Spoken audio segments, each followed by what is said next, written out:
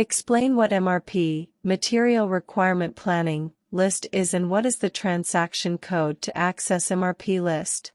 Explain what MRP, Material Requirement Planning, list is and what is the transaction code to access MRP list. MRP list is the initial working document from which the MRP controller starts working, and it consists of planning results information for the material. For an individual item, you can access the MRP list by using the transaction code MD05.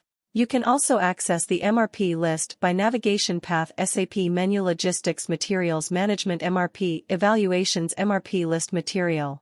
Explain the importance of the batch record. A batch tells about a quantity of a particular product, which is processed or produced at the same time with the same parameters. The materials produced in such batch have the same values and characteristics.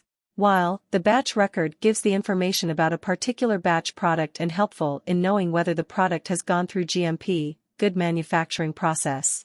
What are key characteristics of a plant? A plant is assigned to a single company code. A company code can have several plants assigned. A single plant contains several storage locations in which material stocks are managed. A plant can be defined as a maintenance planning plant. A plant can have several shipping points. However, a shipping point can be assigned to several plants.